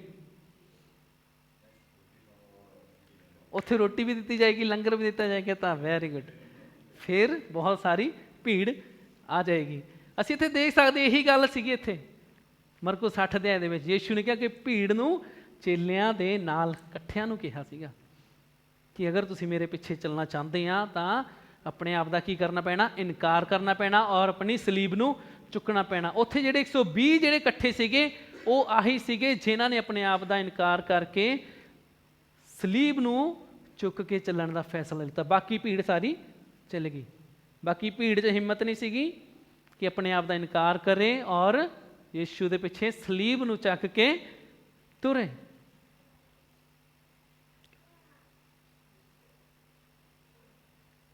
ਕਿੱਥੇ ਗਈ ਭੀੜ? ਉਹ ਯੀਸ਼ੂ ਨੇ ਤਾਂ ਭੀੜ ਨੂੰ ਵੀ ਕਿਹਾ ਸੀਗਾ, ਚੇਲਿਆਂ ਨੂੰ ਵੀ ਕਿਹਾ ਸੀਗਾ। Hallelujah, hallelujah. 120 ਜਣੇ ਸੀਗੇ ਸਿਰਫ ਉੱਥੇ, ਔਰ 120 ਜਣੇ ਜਦੋਂ ਇਕੱਠੇ ਹੋਏ ਤਾਂ ਉੱਥੇ ਲਿਖਿਆ ਕਿ ਪਵਿੱਤਰ ਆਤਮਾ ਉਤਰਿਆ। ਅਸੀਂ ਕੀ ਹਾਂ? ਯੀਸ਼ੂ ਦੇ ਕੀ ਹਾਂ ਅਸੀਂ? ਓਕੇ, ਮੈਂ ਲਾਸਟ ਵਿੱਚ ਖਤਮ ਕਰਨ ਲੱਗਾ। ਅਗਰ ਅਸੀਂ ਯੀਸ਼ੂ ਦੇ ਚੇਲੇ ਹਾਂ ਤਾਂ ਯੀਸ਼ੂ ਸਾਡੇ ਤੋਂ ਚਾਹੁੰਦਾ ਆ ਕਿ ਅਗਰ ਅਸੀਂ ਕਹਿੰਦੇ ਹਾਂ ਆਪਣੇ ਆਪ ਨੂੰ ਕਿ ਹਾਂ ਪ੍ਰਭੂ ਮੈਂ ਤੇਰਾ ਚੇਲਾ ਆ, ਤਾਂ ਸਾਨੂੰ ਉਹਦੇ ਕਦਮਾਂ 'ਤੇ ਚੱਲਣਾ ਆ। ਸਾਨੂੰ ਆਪਣੇ ਆਪ ਦਾ ਇਨਕਾਰ ਕਰਨਾ, ਆਪਣੀ ਇੱਛਾਵਾਂ, ਆਪਣੀ ਸੋਚ ਦਾ ਇਨਕਾਰ ਕਰਨਾ ਆਪਣੇ ਜੀਵਨ 'ਚ। ਪ੍ਰਭੂ ਮੇਰੀ ਨਹੀਂ ਤੇਰੀ ਇੱਛਾ ਪੂਰੀ ਹੋਵੇ। ਕਰ ਸਕਦੇ? ਅਗਰ ਅਸੀਂ ਚਾਹੁੰਦੇ ਹਾਂ ਕਿ ਅਸੀਂ ਯੀਸ਼ੂ ਦੇ ਚੇਲੇ ਠਹਿਰ ਜਾਈਏ ਤਾਂ ਸਾਨੂੰ ਆਪਣੇ ਜੀਵਨ 'ਚ ਆਪਣੀ ਨਹੀਂ ਬਲਕਿ ਉਹਦੀ ਇੱਛਾ ਨੂੰ ਪੂਰਾ ਕਰਨਾ। ਔਰ ਉਹਦੀ ਇੱਛਾ ਸਾਨੂੰ ਕਿੱਥੋਂ ਪਤਾ ਲੱਗੇਗੀ? ਉਹਦੀ ਇੱਛਾ ਸਾਨੂੰ ਉਹਦੇ ਵਚਨ ਤੋਂ ਪਤਾ ਲੱਗੇਗੀ। ਉਹਦੀ ਇੱਛਾ ਨੂੰ ਪਤਾ ਕਰਨ ਦੇ ਲਈ ਪਲੀਜ਼ ਅਸੀਂ ਜਿਸ ਸਮੇਂ 'ਚ ਰਹਿ ਰਹੇ ਹਾਂ, ਪ੍ਰਭੂ ਨੇ ਕਿਹਾ ਕਿ ਭਰਮਾਏ ਨਾ ਜਾਓ, ਚੌਕਸ ਰਹੋ।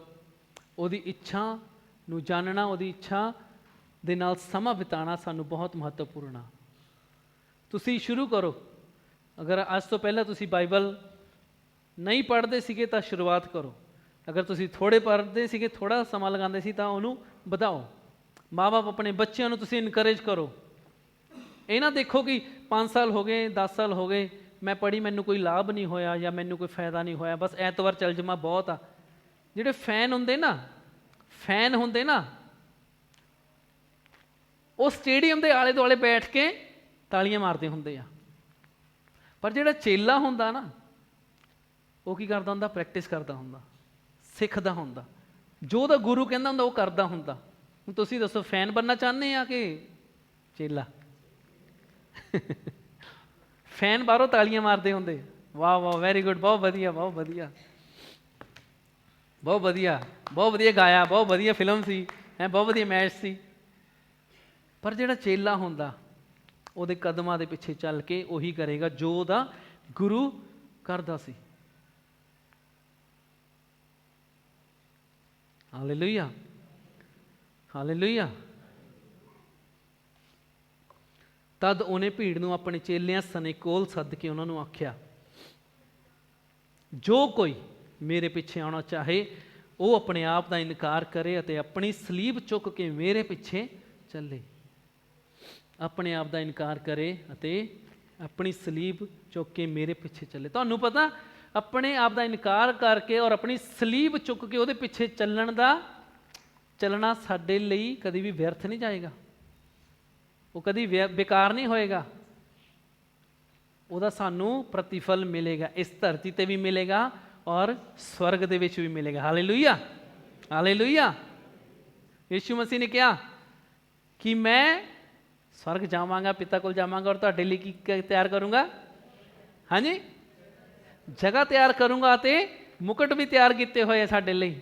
ਪਰ ਉਹ ਉਹਨਾਂ ਨੂੰ ਹੀ ਮਿਲਣਗੇ ਜਿਹੜੇ ਇਸ ਧਰਤੀ 'ਤੇ ਰਹਿੰਦੇ ਹੋਏ ਆਪਣੇ ਆਪ ਦਾ ਇਨਕਾਰ ਕਰਕੇ, ਉਹਦੀ ਇੱਛਾ ਨੂੰ ਪੂਰਾ ਕਰਕੇ ਉਹਦੇ ਕਦਮਾਂ ਦੇ ਪਿੱਛੇ ਚੱਲ ਰਹੇ ਆ। ਫੈਨ ਨਹੀਂ ਬਲਕਿ ਚੇਲੇ ਬਣ ਕੇ ਉਹਦੇ ਪਿੱਛੇ ਪਿੱਛੇ ਚੱਲ ਰਹੇ। ਹਾਲੇਲੂਇਆ।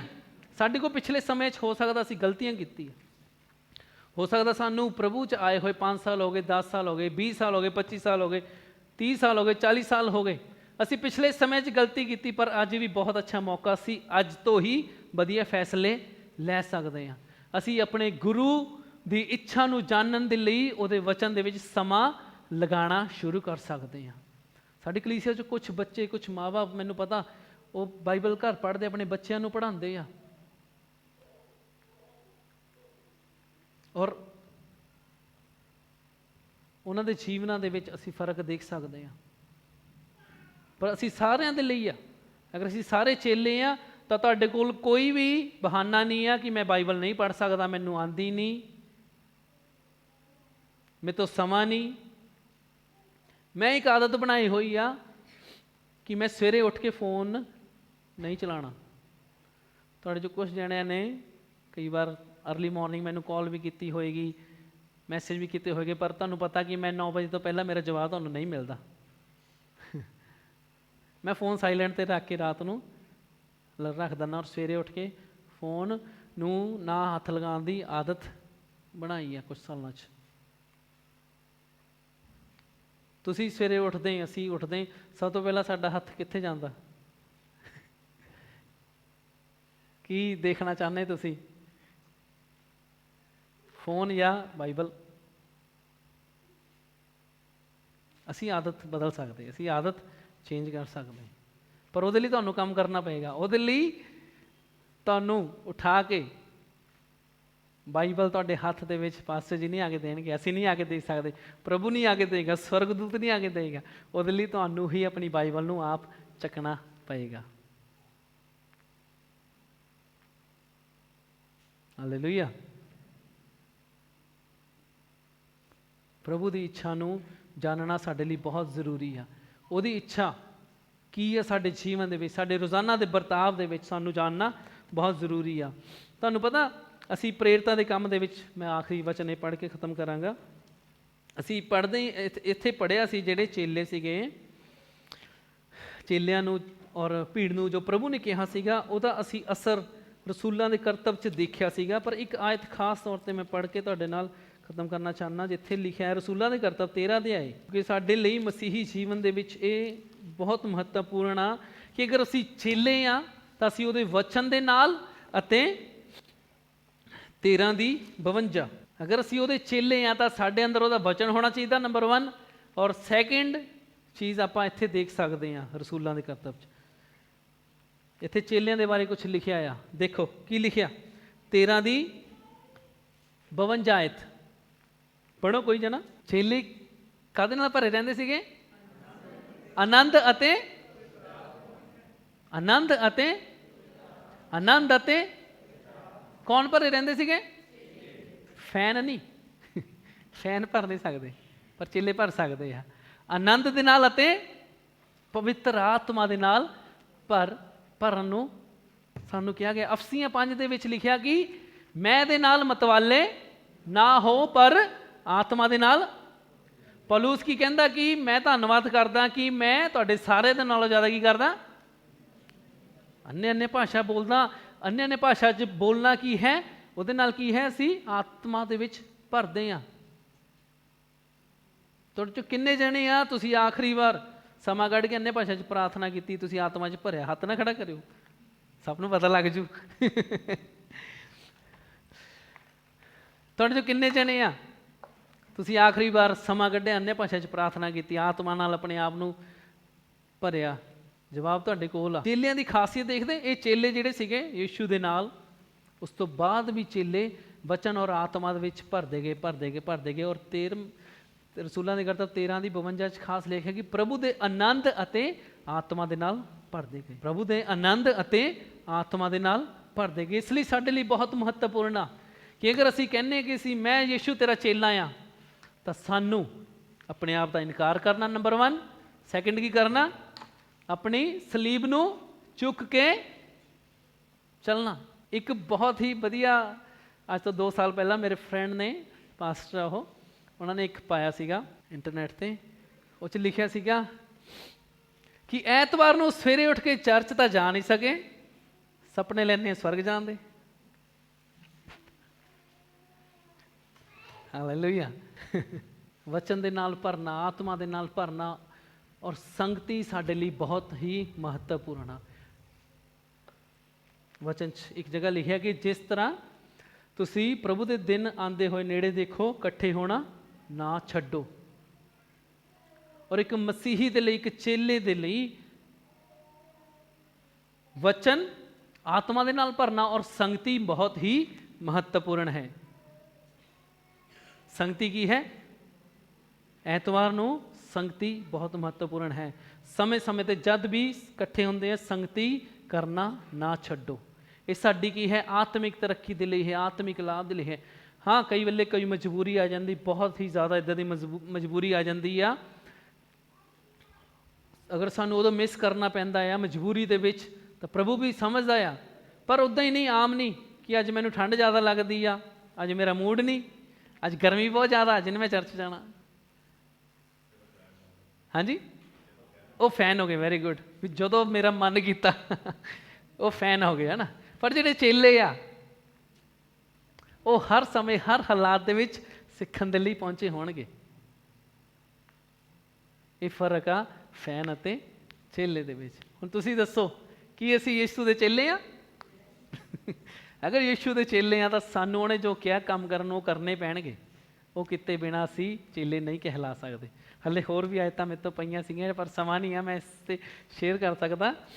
ਪਰ ਇੱਕ ਜਗ੍ਹਾ ਪਿਤਾ ਨੇ, ਯੀਸ਼ੂ ਨੇ ਕਿਹਾ ਕਿ ਪਿਤਾ ਦੀ ਮਹਿਮਾ ਇਸ ਤੋਂ ਹੁੰਦੀ ਹੈ ਕਿ ਤੁਸੀਂ ਬਹੁਤ ਸਾਰਾ ਕੀ ਲਿਆਓ, ਉਹਦੇ ਨਾਲ ਤੁਸੀਂ ਮੇਰੇ ਕੀ ਠਹਿਰਾਓਗੇ, ਕਹਿਲਾਓਗੇ?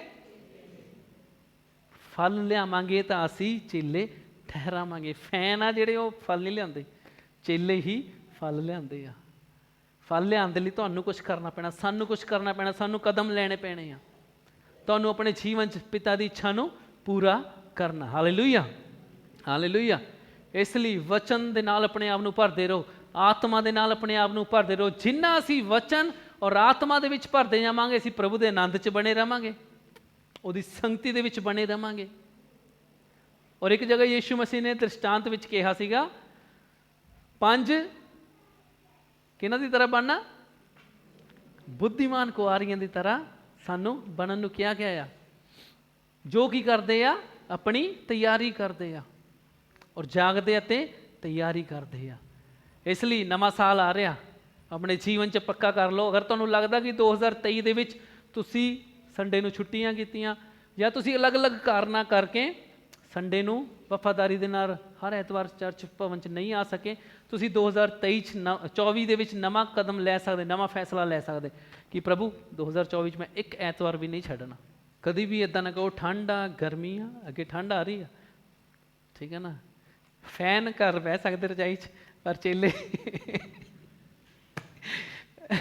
ਹਾਂ, ਕੋਈ ਮਜਬੂਰੀ ਹੁੰਦੀ ਪ੍ਰਭੂ ਸਮਝਦਾ ਆ, ਕੋਈ ਮਜਬੂਰੀ ਹੁੰਦੀ ਪ੍ਰਭੂ ਸਮਝਦਾ। ਪਰ ਤੁਹਾਡੀ ਇੱਛਾ ਹੈ ਤਾਂ ਤੁਸੀਂ, ਪ੍ਰਭੂ ਤੁਹਾਨੂੰ ਜ਼ਰੂਰ ਬਲ ਦੇਗਾ, ਤੁਹਾਡੀ ਸਹਾਇਤਾ ਕਰੇਗਾ। ਔਰ ਇਹੀ ਚੀਜ਼ ਆ, ਪ੍ਰਭੂ ਕਹਿੰਦਾ ਕਿ ਪਹਿਲਾਂ ਉਹਦੇ ਰਾਜ ਅਤੇ ਧਰਮ ਦੀ ਖੋਜ ਕਰੋ, ਤਾਂ ਜਿਹੜੀ ਚੀਜ਼ਾਂ ਦੀ ਤੁਹਾਨੂੰ ਲੋੜ ਹੈ ਤੁਹਾਡੇ ਪਿੱਛੇ ਆਉਣਗੀਆਂ। ਔਰ ਪ੍ਰਭੂ ਦੇ ਪਿੱਛੇ, ਉਹਦੇ ਕਦਮਾਂ ਦੇ ਪਿੱਛੇ ਚੱਲਣਾ, ਮੈਂ ਇੱਕ ਗੱਲ ਕਹੀ ਸੀਗੀ, ਕਦੀ ਵੀ ਵਿਅਰਥ ਨਹੀਂ ਜਾਂਦਾ, ਉਹ ਹਮੇਸ਼ਾ ਪ੍ਰਤੀਫਲ ਲੈ ਕੇ ਆਉਂਦਾ। ਸਾਨੂੰ ਇੱਥੇ ਪ੍ਰਤੀਫਲ ਦੇਗਾ, ਉਹ ਸਵਰਗ ਵਿੱਚ ਵੀ ਪ੍ਰਤੀਫਲ ਦੇਗਾ। ਆਈਏ ਆਪਣੀ ਅੱਖਾਂ ਨੂੰ ਅਸੀਂ ਬੰਦ ਕਰਾਂਗੇ। Hallelujah, thank you Lord Jesus.